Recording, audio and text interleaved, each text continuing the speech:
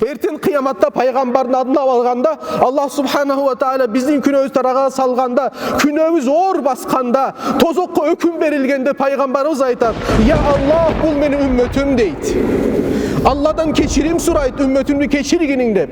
Ошон үчүн азыр пайгамбарыбыздын барып Мадинасына барганда, баягы пайгамбарыбыздын раузасына жакындаганда, жаткан жерине жакындаганда, пайгамбарыбыздын минбарында бир хадис жазылып турат. Пайгамбарыбыздын бир сөзү жазылып турат ошол жерде. Бекер жазып коюшкан эмес. Пайгамбарыбызга жакындаган учурда салам берем дегенде сол жакта көрөсүң. Шафаати ли ахлил кабаир дейт. Менин шафаатым үммөтүмөн чоң күнөөлөрдү кылгандарга болот дейт. Пайгамбарыбыздын шафааты кимге болот экен? Иманын сактап калып, таухидти сактап калып, ширкке түшпөй, бидаатка түшпөй, бирок чоң күнөөлөр менен кеткен кулдарга болот. Ошол эле арак ичкен инсанга болот. Ошол эле зина кылган инсанга болот. Ошол эле урууга болот. Түшүнүп атасыңарбы туугандар? Аллахтын мээримин карасаңыздар туугандар.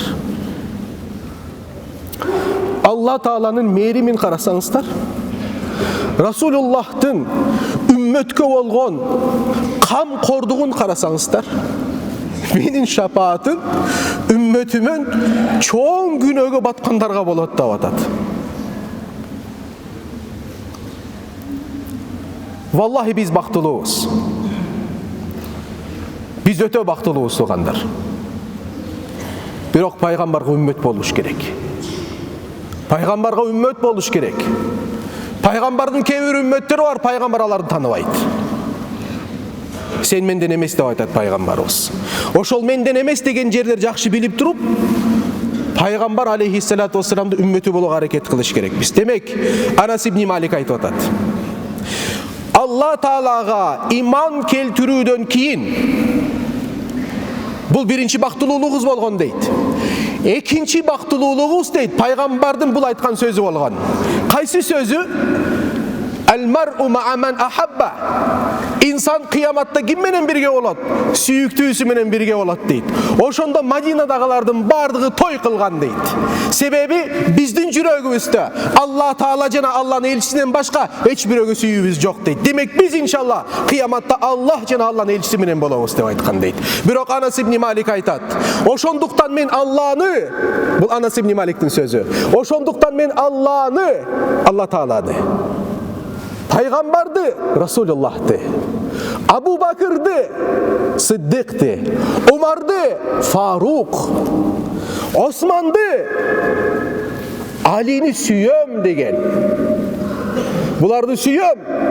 Канчалык деңгээлде алардын амалын аткара албасам дейт Анас ибн Малик. Бул хадистен биз түшүнөбүз. Анас ибн Маликтин бул сөзүнөн түшүнөбүз. Пайгамбарга үммөт болуу биринчи пайгамбарга жүрөктө болгон өтө терең, аруу болгон сүйүү менен башталат. Сүйүү менен башталат. А пайгамбар саллаллаху алейхи вассалам сүйүү үчүн эмне кылыш керекпиз? Пайгамбар алейхиссалату вассалам сүйүү үчүн туугандар, пайгамбарды ким сүйгөн болсо, чындыгында пайгамбарга ким ашык болгон болсо, ошолорду окуп, алар жөнүндө угуп, аларды сүйгөн учурда пайгамбарды сүйөбүз иншалла. Булар кимдер болгон? Булар туугандар сахабалар болгон.